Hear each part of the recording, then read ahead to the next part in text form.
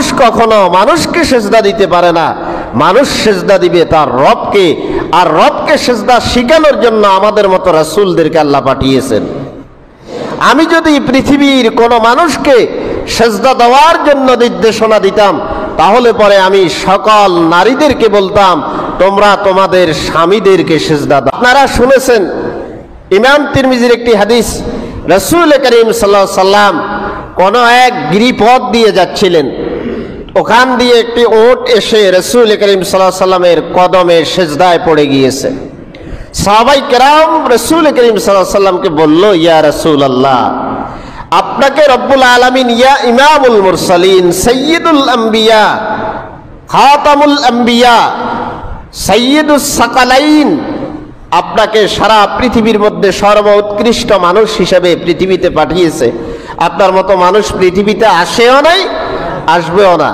এই যে ওটটা আপনাকে সেজদা দিল, আমাদের মনে চায় আমরা ওটের মতো মাঝে মধ্যে আপনার পায়ে সেজদা দেই। রাসূল করিম সাল্লাল্লাহু আলাইহি সাল্লাম সাহাবীদের দিকে তাকিয়ে রাসূল করিম সাল্লাল্লাহু আলাইহি সাল্লাম সাবধান করে দিয়ে বললেন, খবরদার, মানুষ কখনো মানুষকে সেজদা দিতে পারে না, মানুষ সেজদা দিবে তার রবকে। আর রবকে সেজদা শিখানোর জন্য আমাদের মতো রাসূলদেরকে আল্লাহ পাঠিয়েছেন। আমি যদি পৃথিবীর কোনো মানুষকে সেজদা দেওয়ার জন্য নির্দেশনা দিতাম, তাহলে পরে আমি সকল নারীদেরকে বলতাম তোমরা তোমাদের স্বামীদেরকে সেজদা দাও। সুবহানাল্লাহ। তাহলে রাসূল সেজদা দেওয়ার জন্য বললে কাদেরকে বলতেন? স্বামীদেরকে। স্বামীদের উদ্দেশ্যে স্ত্রীদেরকে বলতেন তোমরা তোমাদের স্বামীদের কি করো। তাহলে স্বামীর স্ত্রীর কাছে, একজন নারীর কাছে সবচাইতে মর্যাদার পাত্র কে? জোরে কোন কে? স্বামী। যদি আমরা এটা পাই না, আমরা ব্যাগ হতবাগা। আমি আমার কথা কইয়ের, আপনারা আমি আমার কথা সরলভাবে কইয়ে লইয়ের, আপনারা কি এভাবে আছেন কিনা আমি জানি না। আমরা এই দৃষ্টিকোণ থেকে সবাই হতবাগা। বাহিরে দেবরের সাথে যে মিষ্টি মিষ্টি, বোনের জামাইয়ের সাথে অর্থাৎ নন্দাইয়ার জামাইয়ের সাথে যে মিষ্টি মিষ্টি কথা হয়, এই মিষ্টি কথার 1000 ভাগের 1 ভাগও যদি কোনো সংসারের বাড়িতে হতো, কোনো ভেজালই হতো না, আমি ব্যক্তিগতভাবে মনে করি। তো রাসূল সাল্লাল্লাহু আলাইহি সাল্লাম বলতেছেন, আমি যদি সেজদা দেওয়ার জন্য দুনিয়ার কাউকে বলতাম, তাহলে সমস্ত নারীদেরকে বলে দিতাম তোমরা তোমাদের স্ত্রীদেরকে কি করো। এটা দ্বারা রাসূল সেজদা বুঝিয়েছেন না স্বামীর মর্যাদা বুঝাইছেন? স্বামীর মর্যাদা। তাহলে আমি 2 নম্বর যেটি আলোচনা করতেছিলাম, কেউ যদি মনে করে যে আল্লাহ এবং রাসূল মর্যাদার দিক থেকে সমান, সে কি করলো?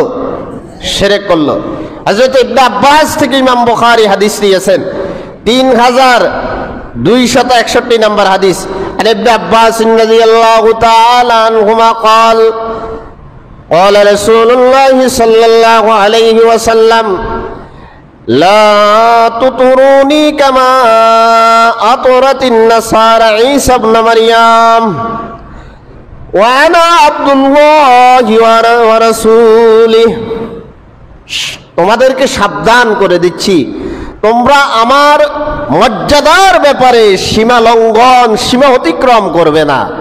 যেরকম নাসারারা, খ্রিস্টানরা হযরত ঈসা আলাইহিস সালামের মর্যাদার ব্যাপারে এমন সীমা লঙ্ঘন করেছে, শেষ পর্যন্ত বলেছে ঈসা যেহেতু পৃথিবীতে কোনো বাপ নাই, ঈসার বাপ স্বয়ং আল্লাহ। নাউজুবিল্লাহ নাই এখানে, নাউজুবিল্লাহ।